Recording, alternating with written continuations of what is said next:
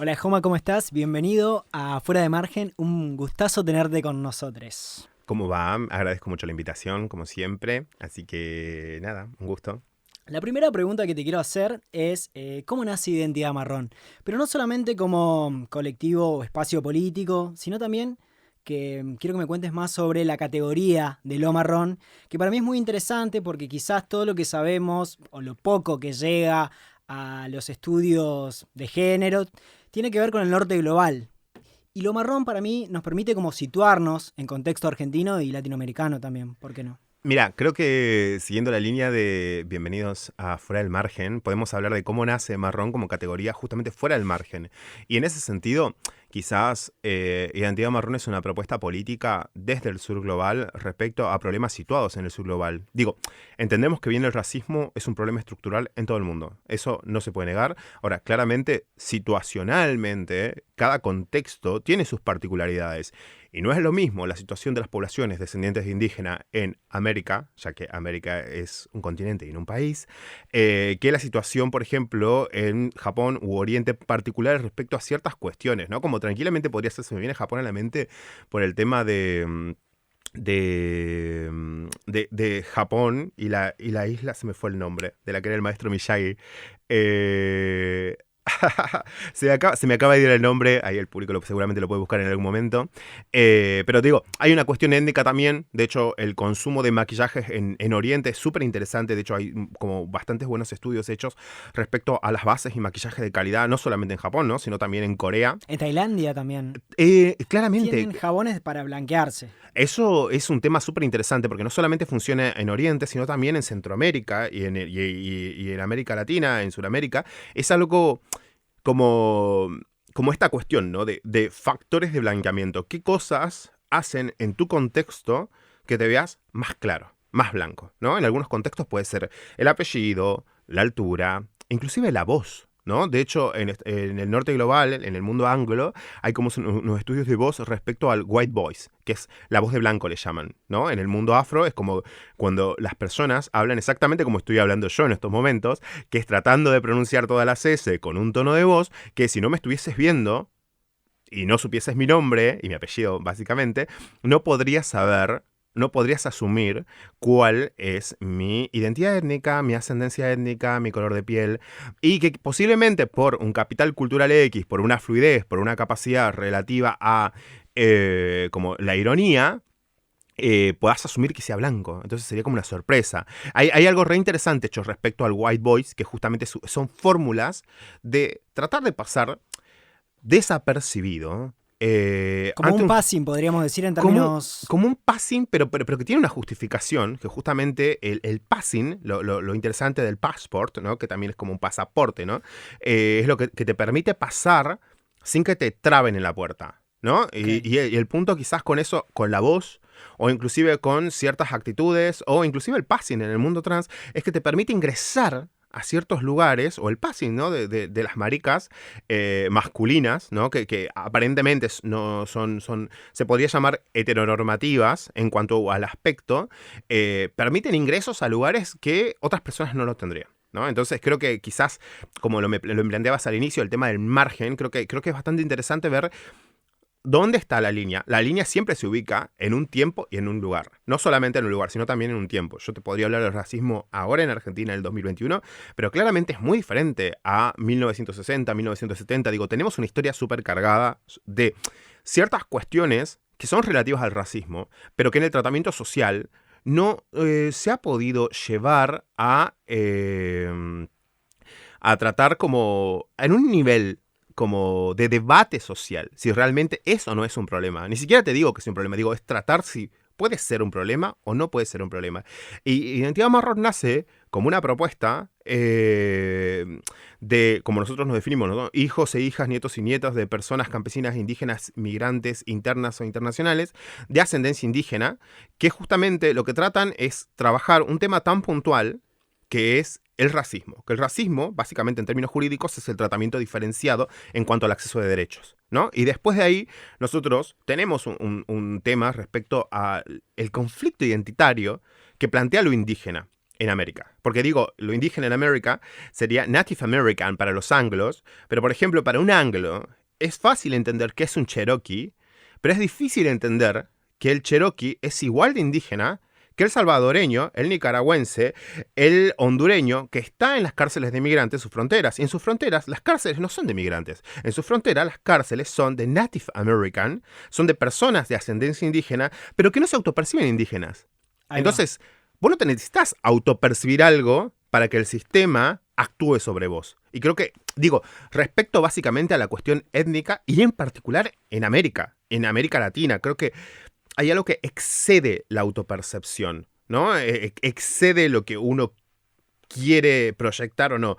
Digo, el sistema funciona automáticamente y me parece un punto esencial de debate. Digo, Identidad Marrón es una propuesta y lo que yo te estoy trayendo también es mi opinión. No te digo que sea correcta, te digo que es mi opinión y que es súper debatible seguramente. E Identidad Marrón también es una propuesta antirracista de una de las tantas que hay, y seguramente es debatible, y seguramente puede estar equivocada en cientos de cosas, pero es una propuesta de personas racializadas hablando de lo que les sucede sin intermediarios, ni en la academia, ni en los medios, ni en otros espacios, que es justamente lo que nos parece como que fue bastante interesante de la organización, que fue empezar a hablar en primer lugar, pero sin decir que necesitamos técnicos, académicos, abogados, comunicadores, artistas, porque también somos eso. Entonces nos permite ubicarnos en esos lugares con un discurso y empezar a preguntarnos en cada uno de esos espacios, ¿no? Como la academia, el derecho, las ciencias sociales, la educación, la televisión, los medios, donde están las personas marrones. O si todos son blancos, es como la televisión en Argentina. ¿Es blanca o no? ¿Cuántas personas que no sean blancas podemos contar en la televisión? ¿Qué tipos de papeles hacen? En la política, en los estratos medios altos, ¿son blancas las personas? ¿Hasta en lugares progres son blancas los referentes? Y nos empezamos a preguntar eso. Inclusive, qué más interesante que este mundo, este núcleo, creo que uno de los núcleos más duros que se relaciona un montón, ¿no? Es como los museos y el Poder Judicial. Y es como en los museos, ¿no? En el arte, quien determina lo bello y lo aprendible. ¿Son personas blancas? ¿Es una casualidad eso? La justicia, quienes determinan a quiénes se le cuarta la libertad o a cómo se trabaja un proceso civil o cómo se imparte la justicia, quién accede o no accede en condición igualitaria a ciertos derechos, ¿son blancos? La Corte Suprema de Justicia Argentina ha sido compuesta mayoritariamente por hombres cis blancos heterosexuales, por lo menos enunciativamente, y por excepcionalmente tres mujeres. De hecho, una de las primeras mujeres en Latinoamérica que conforman una Corte Suprema es argentina, que no me acuerdo el nombre en estos momentos. Pero tres mujeres excepcionalmente. Y aún así no se nos hace raro que en esos lugares, las personas que hayan pasado por esos lugares sean blancas y que Argentina, primero, sea más que Capital Federal, y segundo, ni aún Capital Federal sea blanca. Pero sí haya una silenciosa ubicación de corporalidades con ascendencias étnicas en diferentes lugares, ¿no? Y un borramiento también. Totalmente. Yo creo que es más que un borramiento, es como una invisibilización, porque, digo, puedes borrar en la historia las cosas que pasaron. Como esto, ¿no? Identidad Marrón es una propuesta actual, pero nosotros somos el fruto de muchas propuestas anteriores. Nosotros no venimos a decir nada nuevo. Nosotros no inventamos nada. Esto ya lo vinieron trabajando, inclusive, no sé, en mi caso, Eulogio Frites fue un abogado de jujeño, recibido en la UBA, que trabajaba derechos indígenas, súper admirable. Fundó el CEGIRA, una de las primeras organizaciones respecto a derechos de comunidades indígenas.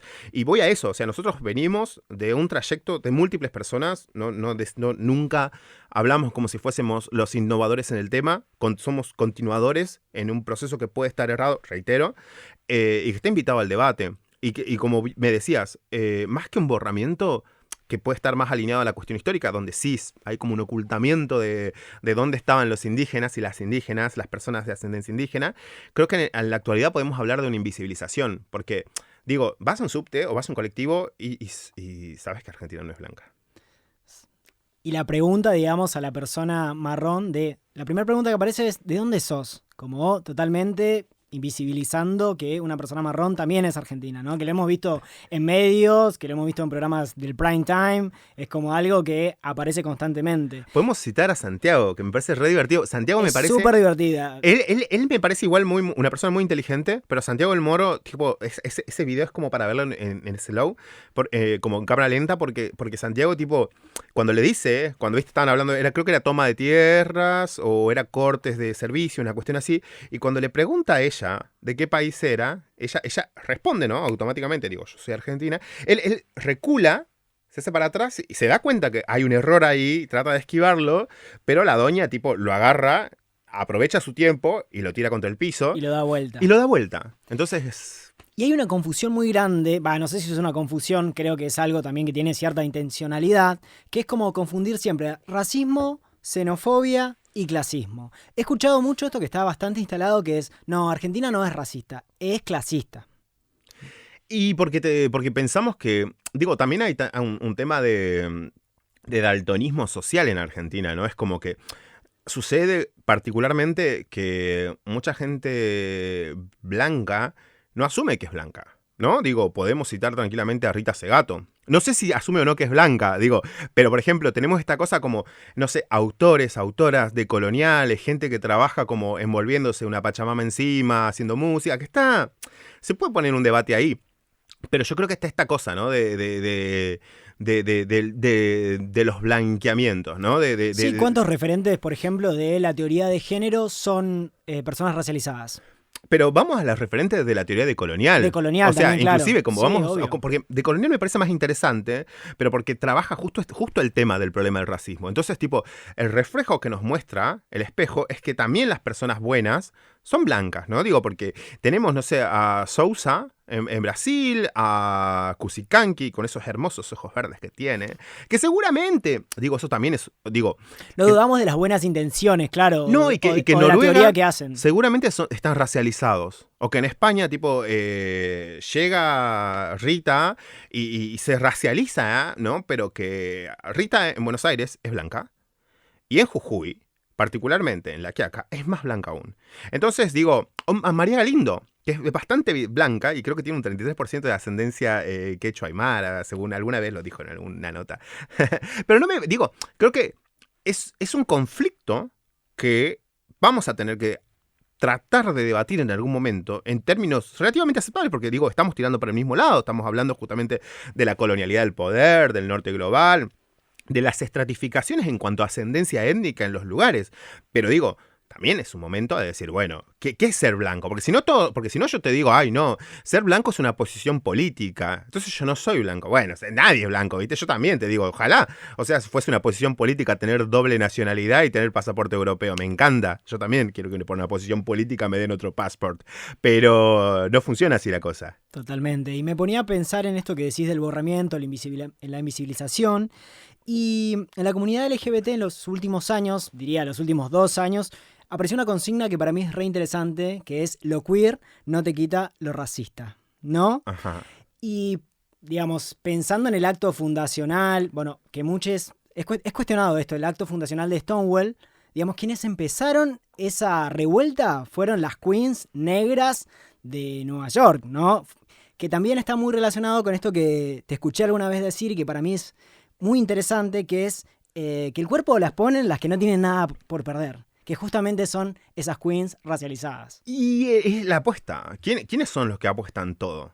Y el que no tiene nada. Y yo creo que quizás traigamos nuestro estongo de la Argentina y pensemos en el caso argentino con la comunidad travesti es más que interesante. En Argentina, tipo, las travestis han podido transformar una palabra que definía como persona vestida con ropa del sexo opuesto, según la Real Academia Española, en una identidad de género. O sea, han podido transformar travesti Y una identidad política fuertísima. en un concepto, Total. en un concepto expansivo, que es impensado para el norte global. Entonces, y justamente en eso, en ese acto fundacional, te puedo traer tranquilamente como a las mujeres trans argentinas, a las mujeres travestis argentinas, que diferentes múltiples actos han tenido actos revolucionarios, ¿no? Desde los códigos contravencionales, chicas travestis, que hecho está la tía Ivana Bordey, Ivana Tintilay, su apellido es Tintilay, pero Bordey es su apellido de casada, creo.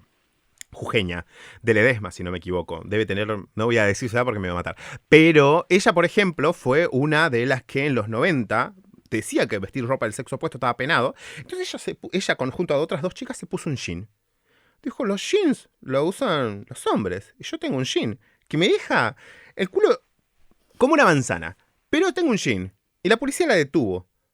Y hubo un escándalo en la comisaría, se agarraron de las macetas, fue toda una revuelta, pero eso está plasmado en una sentencia judicial donde a ellas las relevan de la sanción de estos códigos contravencionales. Y no solamente el caso de Ivana Bourdais, no digo que su apellido es tintiano y un apellido indígena, sino tenemos el caso de Loana Berkin, Nadia Chazú, Diana Zacayán, o sea, múltiples, y digo, quizás son visibles, pero a lo que quiero ir es que la comunidad travesti en Argentina viene de la clase popular, tiene enlaces con la clase popular, las formas de organización son de clase popular y me parece más que interesante traerlo porque digo, siempre vemos Stonewall y claramente fueron las queens racializadas, afrodescendientes, latinas, en situaciones de marginalidad que vivían en las calles, que se autoorganizaban para poder tener casas y crear formas comunitarias de compartir ante un mundo tan hostil como seguramente puede haber sido el Nueva York de los 80, pero eso también sucedió acá. Eso también estaba en Salta,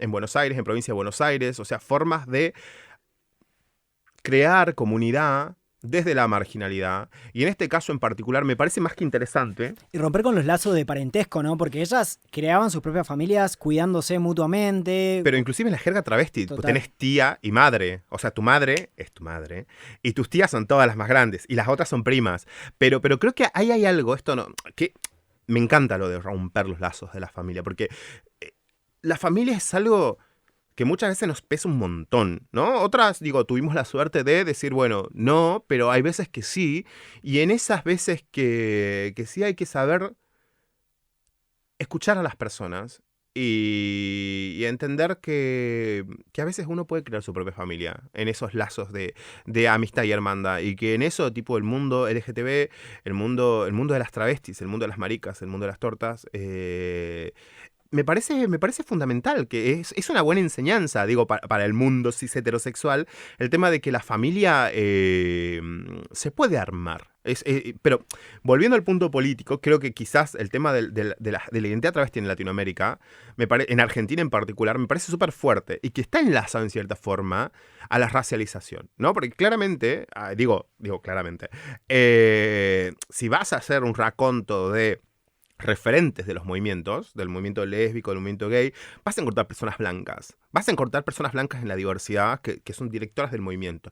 Pero en el mundo travesti, es una particularidad que a mí siempre me llama muchísimo la atención, que es como, hay caras de indias, hay mujeres, que seguramente yo te digo, Diana Zacayán si estaría en esta mesa y Loana si estaría en esta mesa, con Loana seguramente daría más chiste porque somos de Salta los dos, pero te diría, yo no soy marrona, yo soy india, o yo no soy india, pero sería todo un debate de la autopercepción, pero es más que ello, ¿no? Digo, compartimos un lazo de historia en común por nuestra ascendencia étnica, a pesar que hayamos nacido en lugares tan diferentes, ¿no? Digo, Loana en Salvador Maza, si no me equivoco, Diana vivió en La Ferrer, pero nació en Tucumán, y es como, es eso, digo, creo que está esa cuestión de lo racializado en el margen, ¿no? Que es a veces la espada contra la pared, o sea, es matar o morir, digo, en un sentido como simbólico, es actuar, porque si no, te van a llevar, ¿no? Digo, y quizás ahora, digo, yo estoy súper agradecido a toda la comunidad, siempre cuento esto, ¿no? Digo, porque capaz que te digo, viste, referentes gays blancos, y sería una falta de respeto decir, ay, son blancos, bla, bla. No, yo la primera vez que vi a uno de los compañeros de la comunidad homosexual argentina en la mesa de Mirta Legrand, yo tenía 9 años y yo soy Salta y veía en la mesa tipo alguien que decía que era gay y estaba mi familia y yo estaba re nervioso y para mí fue un cambio, tipo ver a alguien en esa mesa hablando de ser homosexual, para mí fue esa chispa de decir, mirá, o sea, no soy yo, que acá me estoy dando cuenta, pero me estoy haciendo el estúpido, sino que es más grande, ¿no? Y creo que eso también genera como estas huellas y estos regalos intergeneracionales por eso también te hablaba de lo situado antes, porque digo, quizás antes había, ¿no?, otros puntos de debate, digo, está el matrimonio por conseguirse, la identidad de género. Creo que en este tiempo social estamos en otro tema de debate donde vas a otro lugar. No porque sea mejor ni peor, sino porque el tiempo histórico es otro. Entonces, creo que ahí llega el punto donde los debates van saltando. Y es necesaria siempre la ampliación. Es que ese margen se va corriendo para obtener más lugar. Básicamente porque, digo, esa es la lucha por la igualdad. Totalmente. La perspectiva, digamos, interseccional que le llaman es fundamental, porque no es lo mismo, digamos, ser un gay de clase alta y que te peguen en una pizzería, que es terrible, no vamos a discutir eso, que ser una traba que te matan en zona sur. Digamos, la repercusión mediática y la repercusión de los activismos vemos que es totalmente distinta. Y hay como una jerarquía lamentable que, digamos, ahí se cruza la cuestión de la clase, la cuestión de la raza y, por supuesto, digamos, la cuestión de la orientación sexual o la performatividad de género o muchas cuestiones, digamos, que intersectan, ¿no? Entonces, me parece que estamos en un momento para dar esas discusiones. Totalmente. Y el tema, yo creo que el gran tema es como la empatía, ¿no? Como quizás, digo, haya bocha de autores de género como invitándose a un debate en esto, pero es como, yo creo que el grupo heterogéneo que tiene el poder, digo, en los medios, digo, es el que tiene el discurso, va humanizando ciertos grupos, ¿no? Ujú. Y ahí en lo que vos planteás, creo que hemos llegado a un punto en que la humanización de la comunidad LGTBI blanca está presente, ¿no? Digo, estamos en matrimonio igualitario, Doritos en México te saca Doritos de 7 colores, empresas te ponen arcoiris por todos lados, hay como publicidades con personas trans, digo, creo que estamos en un lugar, pero, y acá es donde viene mi pero, creo que el debate de la empatía hacia estos grupos racializados, por más que pertenezcan a la diversidad, ambos grupos pertenecen a la diversidad, es otra, es otra. El margen muchas veces tiene una piedra que te lleva al océano del olvido. Y porque lo que te sucede se borra. Yo te podría hablar de un caso de una chica trans sin familia de Moreno que hace 2 años, y quizás, digo, sea muy fuerte, pues pueden googlear de hecho, ella cuando comenzó la pandemia, trabajaba en la ruta, había fincas cerca y, digo, perros la matan en la finca, ¿no? Y de hecho ni siquiera me acuerdo el nombre en estos momentos. Y esto pasó en Moreno, en la localidad de Moreno. Y el dueño dijo que se le escapó a los perros. Y a lo que voy con este caso en particular, sobre lo que unos activistas de provincia de Buenos Aires, pues también es eso, digo, yo de Salta pienso que Buenos Aires es todo lo mismo, pero no, está Capital Federal y después provincia de Buenos Aires, que es otro mundo que no es Capital Federal y no son porteños.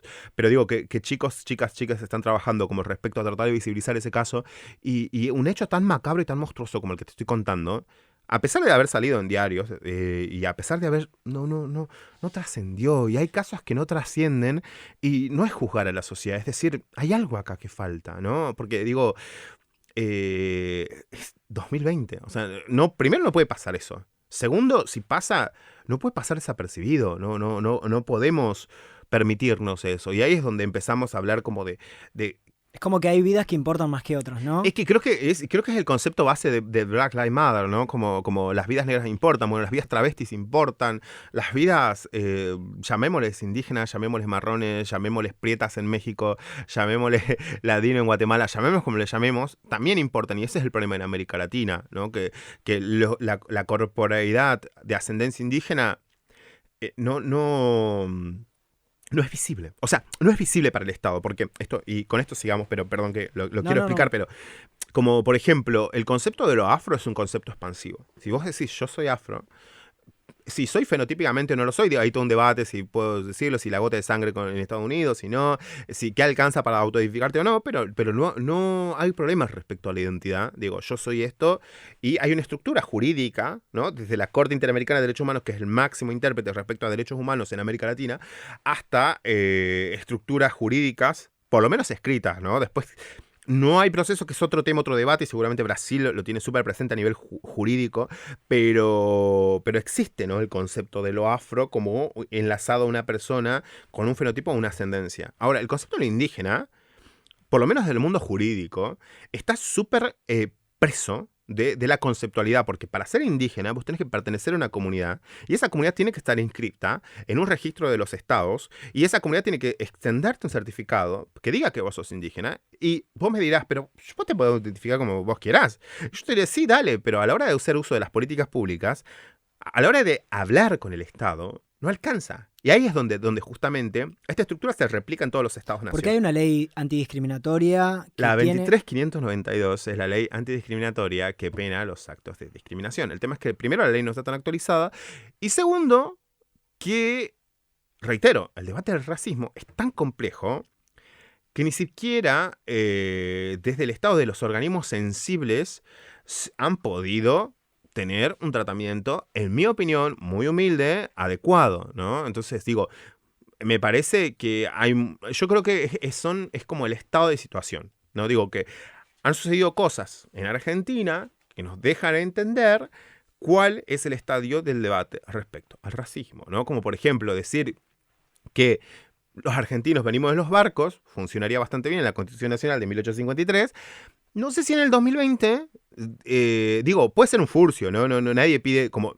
También hay que aprender a diferenciar, no todo es Twitter, no todo es guadaña, abrazo, no, digo, hay intermedios. Entonces, eso es un problema y nos muestra cuál es el estadio del problema en Argentina. Después, tener funcionarios con empleadas domésticas precarizadas, racializadas, migrantes, campesinas, bolivianas, con 15 años de aportes, de deuda, y que eso no pueda trascender, nos dice, digo, a la mujer boliviana de más de 60 años, que no le pagan 15 años de aporte y quiere jubilarse, posiblemente tenga artrosis, porque el trabajo del empleo doméstico es un trabajo súper precarizado y tiene como consecuencias en el cuerpo. No creo que le importe tanto que digan trabajo en negro. Claro. Creo que le importa más que le paguen lo que le deben. Y creo que al que le importa que digan trabajo en negro a veces, ¿no? Digo, al que en esta balanza de dos situaciones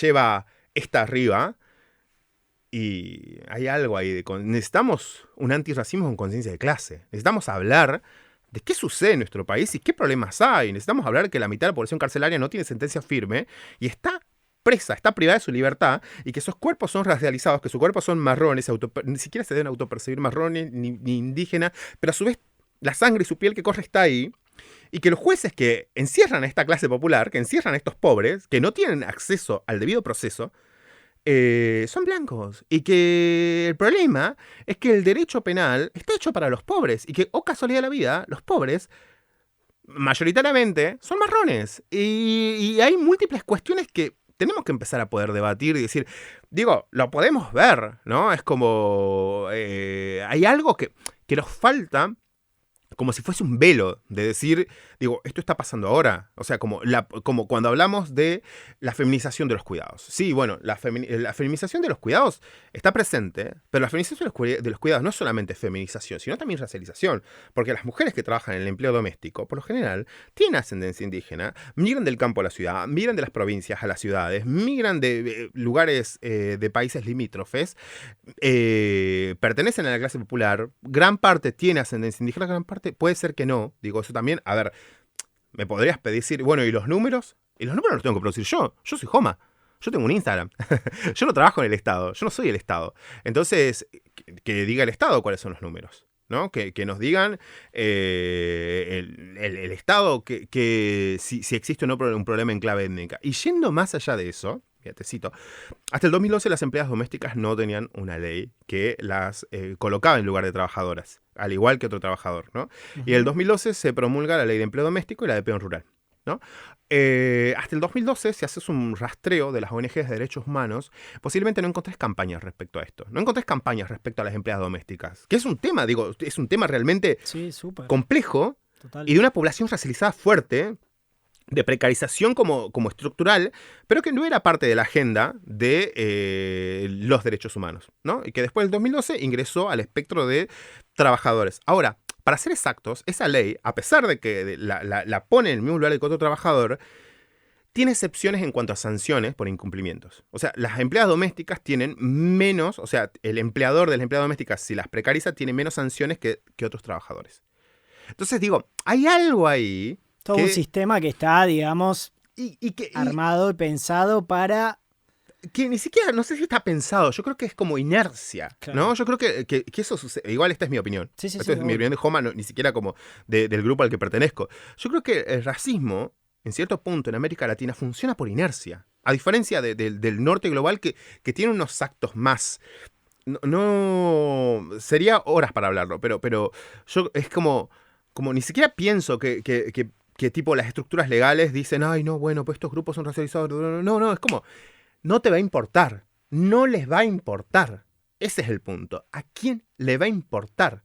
¿Me entendés? ¿A quién le va a importar la precarización laboral? Como De una estábamos empleada hablando de las doméstica? trabas marronas que matan, digo, también. ¿A quién le va a importar? ¿No? Ese es el punto. Yo creo que ahí es donde podemos encontrar como el quit, ¿no? ¿A quién le importa que esto suceda? Porque si a nadie le importa, digo, tengo más posibilidad de hacerlo.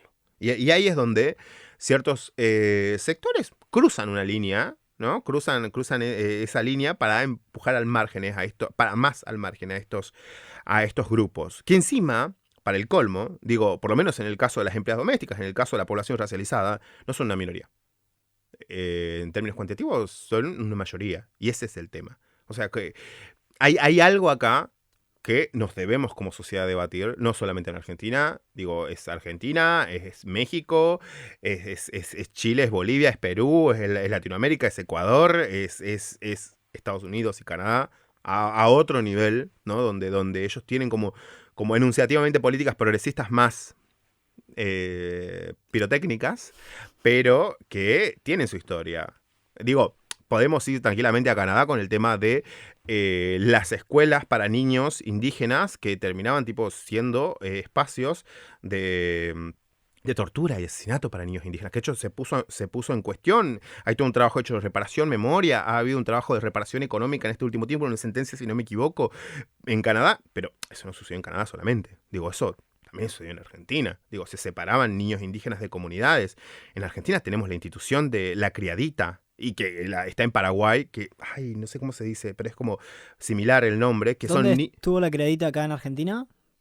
¿La criadita? Sí, No, estuvo en Paraguay. No, la criadita es una institución que Ok. niñas campesinas o Sí. niñas indígenas iban a casas de patrones Ok. que le iban, o sea, la criadita, perdón, como... como el concepto Claro, de claro. una persona infante Sí. que iba a trabajar a la ciudad y que iba a trabajar pocas horas del día y iba a estudiar, entonces le hacen un favor por darle comida y estudio, y en realidad terminaban siendo, o sea, inclusive una cuestión de pseudoesclavitud. O sea, y eso, tipo, yo lo vi en Salta, y yo tengo más de 30 años, no es que, tipo, tengo 70. Sí, no es algo del siglo XIX, Lo digamos. vi, tipo, o sea, lo vi con mis propios ojos pre-2000 en la esquina de mi casa. Y te podría decir los nombres de las familias que la tenían y que seguramente tienen hijos e hijas muy progres. Pero, digo, eso también sucedía digo, yo hablaba con unos compañeros de Paraguay que también me decían, tipo, estas instituciones de niñas, y no solamente en México, en Guatemala, de niñas que van a la ciudad con pocos años de edad y se instalan en casas donde funcionan como empleadas domésticas, pero es que no se les paga y que aparte son niños, son niñas. Y que se les ofrece alojamiento y comida a cambio de servicios, pero en realidad tipo termina siendo una cuestión de cuasi esclavitud, porque tenés una persona trabajando de las 6 de la mañana hasta las 10 de la noche en un hipercontrol social. O sea, a mí el tema del empleo doméstico cama adentro me parece una cuestión como surrealista, porque es el espectro de la vida privada de las personas, donde una persona se somete a no solo el trabajo, que muchas veces son mucho más que 8 horas, sin el descanso apropiado, con las luchas por un sueldo ínfimo, sino que también el control de tu vida personal pasa ahí.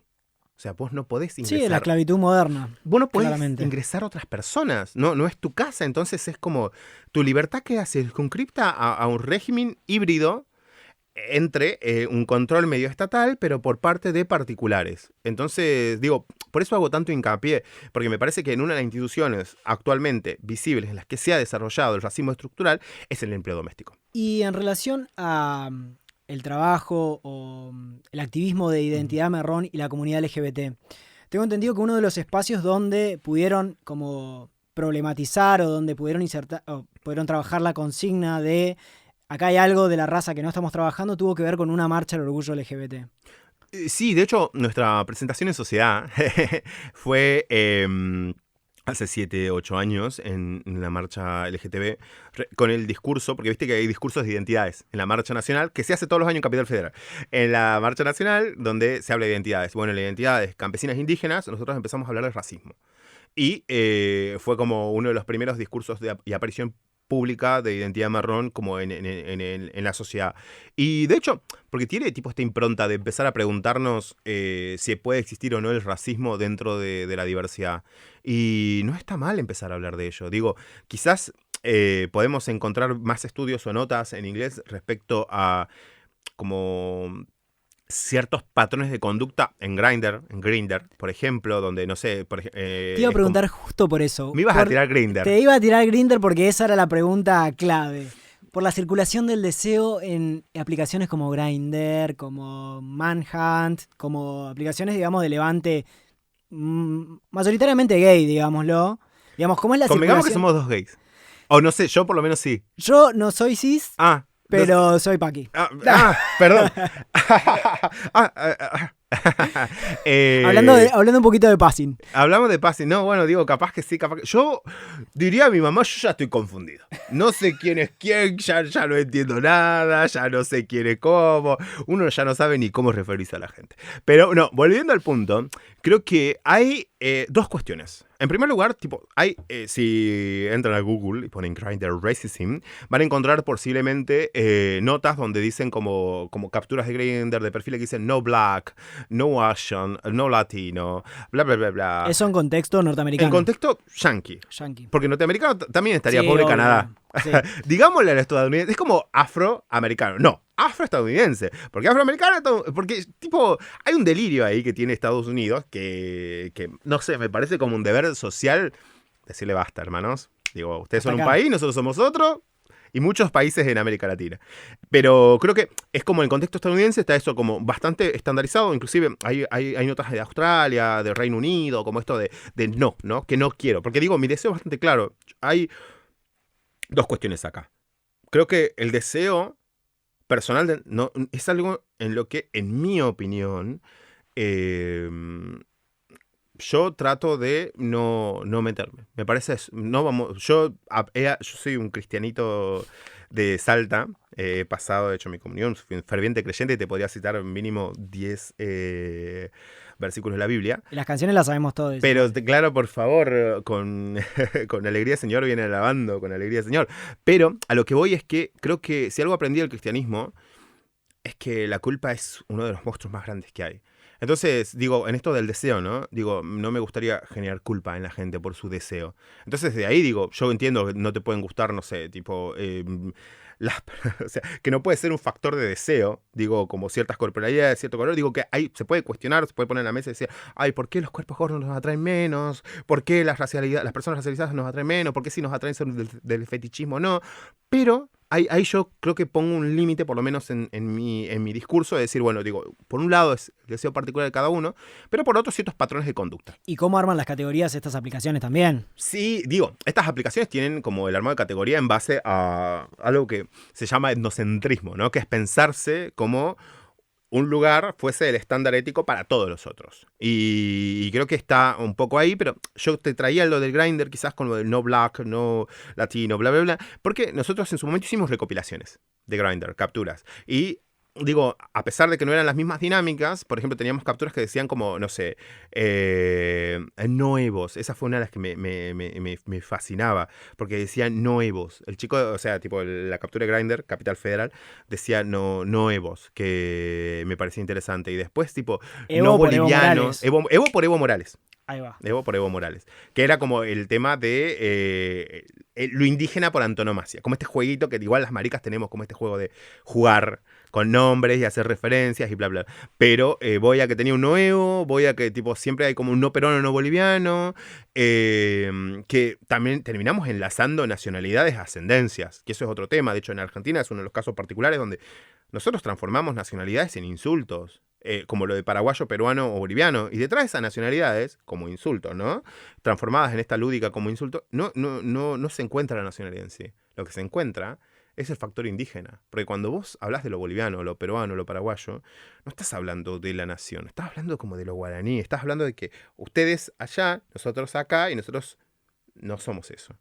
Y demuestra también como cuánto ha calado el deseo de no ser indígena, no solo en Argentina, sino en toda América Latina. O sea, ha sido históricamente un proceso que se enlaza desde la blanquitud de los poderes, queriendo estados modernos, blancos, cultos, ¿no? En una lúdica sarmientista inclusive, pero también de personas de ascendencia indígena borrando sus apellidos, sus nombres, sus lenguas, pero digo, sin hacer un juicio de valor sobre ello, porque estructuralmente, para sobrevivir, tenían que hacer eso.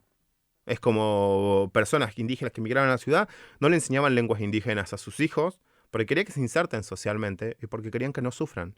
Como lo hacían, tipo los migrantes latinoamericanos, los migrantes mexicanos, los chicanos en Estados Unidos, que no le enseñaban español a sus hijos, para que se inserten socialmente.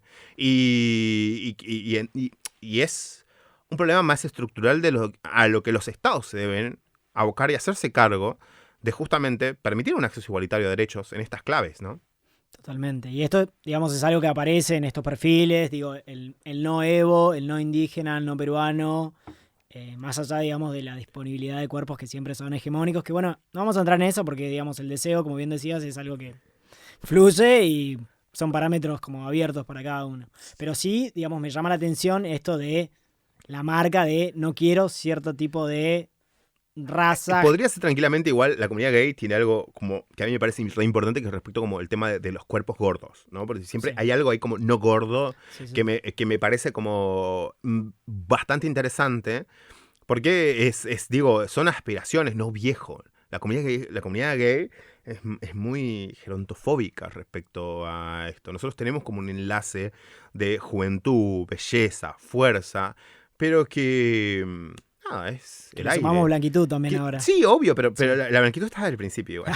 Como todo lo otro, ¿no? Pero digo, creo que ahí es donde nos presta a ponernos un debate respecto al deseo, respecto a por qué, digo, hay personas que se pueden prestar, ¿no? Deconstruirse, ¿no? Pero es un tema. Y ahí es también donde, por ejemplo, si vas, esta siempre. Ay, yo tengo guardado un formulario de cuando después que Argentina.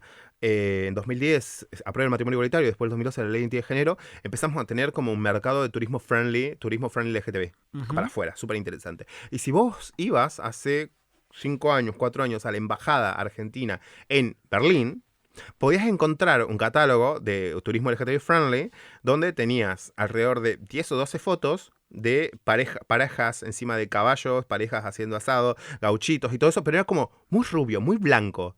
Muy como gente, como gente, como isla de gente. Y a mí me parecía, es como fascinante porque digo, es como hasta dónde qué queremos, ¿no? ¿Qué dejamos pasar y qué no? Y lo más aceptable, digo, ¿y qué es lo más aceptable? Y ahí es donde aparecen los passing, ¿no? El color de piel, el passing en cuanto a identidad, como el cuerpo, como factores que te dejan decirte, bueno, excepcionalmente vos podés ingresar. O sea, y esto queremos mostrar. Porque, digo, este catálogo lo que también decía en cierta forma es, no somos negros.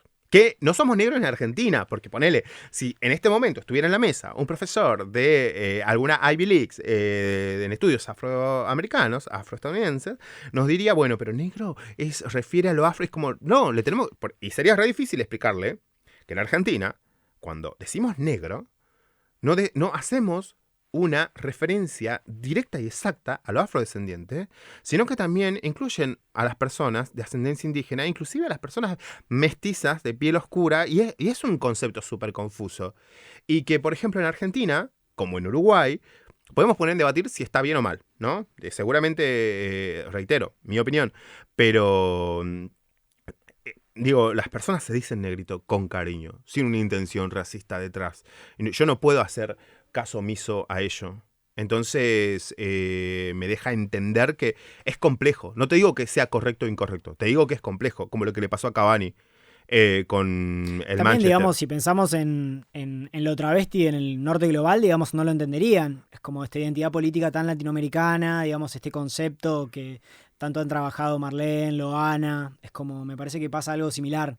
Siempre tiene que ser como situacional, ¿no? como perspectiva situacional e histórica para poder entender ciertas categorías o ciertas formas de nombrar. Sí, dejar de ser tan como ombligo del mundo, tan Claro. etnocentrista, como este flash que tienen los yanquis de pensar que su universo es el demarcador universal de la bondad y la maldad, ¿no? Es como, digo, en esa clave te traigo también esto, porque es re complejo explicarle a un afrodescendiente, a un afroestadounidense, que esto es así acá y que no es el mismo problema que allá. Y quizás pueda ser que el problema sea en Yale, que la, no sé, habitación 505 se llame Cristóbal Columbus, pero acá es más complejo el problema. Acá el problema es que, no sé, la Universidad de Buenos Aires le da títulos en 3 o 4 meses a ciertas personas con ciertos apellidos y que a otras personas las hace esperar 5 años, ¿no? Y que hay factores que son cuestionables o no. Digo, más allá de la habitación 505 Columbus. Yo en estos momentos no me pongo en debate si esa habitación está mal o bien, digo, si esa aula está mal o bien, pero entiendo que a otras personas les pueda molestar, me parece súper loable, me parece súper trabajable, pero digo, en estos momentos, a mí mi interés en particular es derechos, es acceso igualitario a derechos, en donde realmente hay un problema del que el Estado es cómplice, apuntalado por la justicia, apuntalado por la estructura judicial y apuntalado por la legislación y el silencio de los funcionarios. Y te hago una pregunta para ir terminando. Ujú. ¿Ves alguna dificultad al momento de trabajar la temática de la raza o de las personas racializadas en ámbitos, por ejemplo, LGBT? Y es como, siempre los debates que nos dicen que hay algo injusto en la mesa nos ponen incómodos. Porque digo, si hay alguien que está perdiendo, también hay alguien que está ganando. Entonces es súper complejo desde ese lugar. Porque, digo, muchas veces pensamos que por ser... Es como ser gay. Digo, ser gay es complejo. Pero claramente a mí no... Yo no tenía probabilidades de que me inyecten silicona en los 90. Y yo ahora si voy con una obra social puede que no voy a tener los mismos problemas que una persona trans a la hora de obtener hormonas o a la hora de acceder a cirugías o acceder a salud, educación y demás. Entonces, digo, eso también nos ubica en decir... No, es más complejo que un tweet. Es más complejo que 140 caracteres. Y yo creo que es re complicado hablar en la comunidad LGTB de si el racismo existe o no existe. Porque nos pone en otro lugar. Digo, somos un grupo pequeño. Claramente la atomización es una resta política. Eso yo no lo niego, pero necesitamos un debate de si estos problemas pueden o no ser reales. Y eso no solamente sucede en la comunidad LGTBI, sino claramente también sucede en el feminismo, ¿no? Donde muchas veces compañeras se presentan a hablar de racismo y es la situación súper incómoda. Pero bueno, digo, son espacios en los que hay que incomodar, porque el debate justamente se expande mientras más incomodan las personas, porque nos permite tener otras ópticas y pensar desde otros lugares.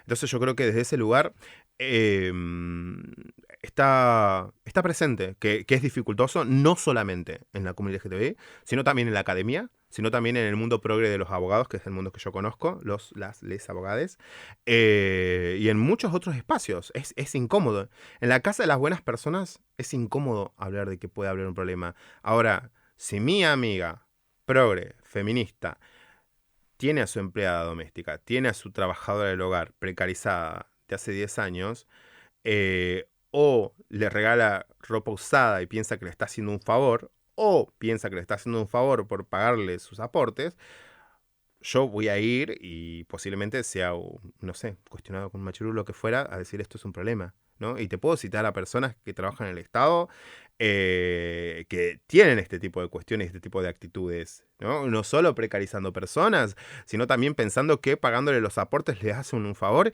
y las exponen en tweets, en historias de Instagram, en Facebook, y creo que eso es lo complejo, es entender que ese ser humano que está al lado tuyo tiene una entidad de igualdad al frente. Que es súper sencillo decirlo enunciativamente, pero súper complejo llevarlo a como a una entidad corpórea, de decir realmente esto es así. Yo no expondría a un tercero que está trabajando para mí. Digo, si fuese mi hijo, si fuese mi sobrino, si fuese mi primo, no lo haría. ¿Por qué lo hago con estas personas? Muchas gracias, Joma. Un placer.